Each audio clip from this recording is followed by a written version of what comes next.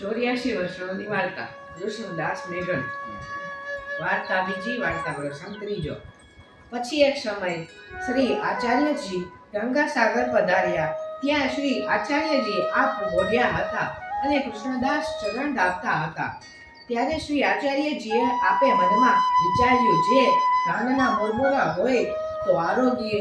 ત્યારે આ વાર્તા શ્રી આચાર્યજીના મનની કૃષ્ણદાસ મેઘને જાણી. એટલામાં શ્રી આચાર્યજીને નિદ્રા આવી. ત્યાં કૃષ્ણદાસ ઉઠીને ગંગા સાગર ઉપર આવ્યા.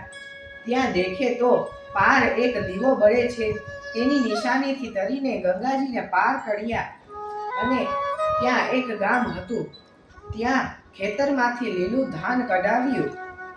ટકાની જાગે 2% આપી મુરમુરા સિદ્ધ કરાવ્યા. પછી કૃષ્ણદાસ ગંગાજી તરીને શ્રી આચાર્યજીની પાસે આવ્યા અને શ્રી આચાર્યજીના ચરણારવિંદ દાબીને જગાડ્યા. મુરમુરા આગળ રાખ્યા અને કહ્યું, જે મહારાજ આરોગો. ત્યારે આચાર્યજી મહાપ્રભુએ પૂછ્યું, જે તું ક્યાંથી લાવ્યો? ત્યારે કૃષ્ણદાસે સર્વ વૃત્તાંત કહ્યું. ત્યારે શ્રી આચાર્યજીએ પ્રસન્ન થયા અને કહ્યું, જે કઈ માગ. ત્યારે તે જ 3 વસ્તુ માગી.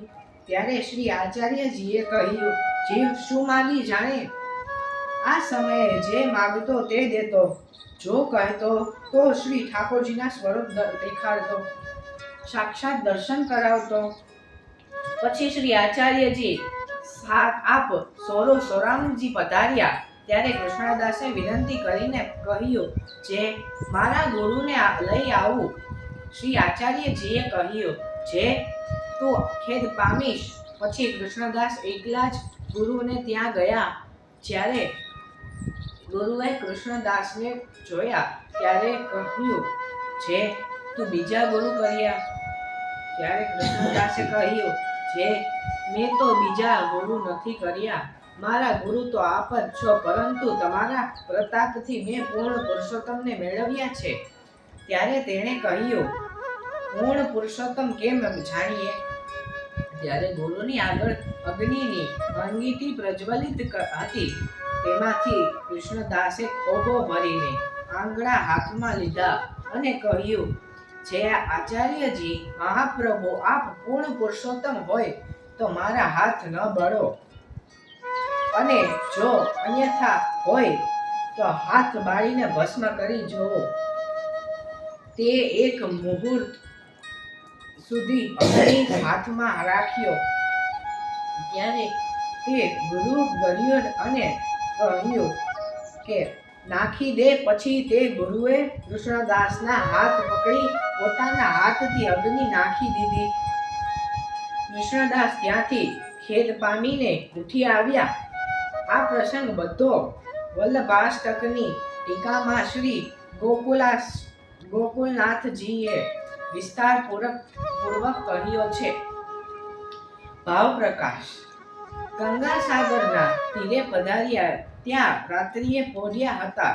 ત્યારે અર્ધરાત્રિએ મુરમુરાની વાત મનમાં આવી. જે ભોગ ધરીને તે કૃષ્ણદાસ ઉપર કૃપા કરવાને માટે કેમ જે પુરુષોત્તમને કોઈ વસ્તુની અપેક્ષા હોય નહીં. કદાચિત જ્યારે જાણ્યું હોય તો કોઈના ઉપર કૃપા કરવા માટે. કૃષ્ણદાસે જ્યારે જાણ્યું ત્યારે પોતે તરીને બહાર ગયા અને મુરમુરા લઈ આવ્યા. આ ઈશ્વર કાર્ય છે, જીવથી ન થાય. પછી કૃષ્ણદાસે ચરણ દાબીને આપને જગાડ્યા. ત્યારે શ્રી આચાર્યજી આપ આરોગીને બહુ પ્રસન્ન થયા. ત્યારે કહ્યું, માગ. પછી તે જ 3 વસ્તુ માગી. ત્યારે શ્રી આચાર્યજીએ કહે, જીવ શું માગે? જીવનું માગવું બાધક છે. તેથી પરમાનંદાસે ગાયું, જે માગે સર્વસ્ત જાતે. હે પરમાનંદ ભાખે. અને ગુરુનો ભાવ ચિત્તમાં હતો. તેથી મહાપ્રભુજીના વચન ઉપર વિશ્વાસ ન થયો. જે એકવાર દીધું તે દ્રઢ છે. ફરી શું માગવું? અને માર્ગની દુર્લભતા બતાવી શ્રી મહાપ્રભુજીના મનની વાત મુરમુરાથી જાણી, પરંતુ માર્ગ હૃદયારૂઢતા કૃપાથી જ થાય. દોષનું સ્વરૂપ છે મુખરતા દોષ. જીવનો સ્વભાવ પણ જીવના હાથ નથી. જ્યારે શ્રી આચાર્યજી છોડાવે ત્યારે છૂટે. તેથી શ્રી આચાર્યજી વિના બીજામાં ઈશ્વર બુદ્ધિ કરે તેને અંત માર્ગનું ફળ કોઈ દિવસ સિદ્ધ ન થાય. આ ભાવ જણાવ્યો પછી કૃષ્ણદાસ ગુરુને ત્યાંથી દુઃખ પામી અન્યાશ્રય છોડી મહાપ્રભુ પાસે આવ્યા. ત્યારે માર્ગનો સિદ્ધાંત હૃદયરૂઢ થયો અને મુખરતા દોષ પણ ગયા. એટલે ફરી વખત શ્રી આચાર્યજી પાસે માગ્યું નહીં. અન્યાશ્રય એવો બાધક છે. શ્રી વલ્લભાધીશ કી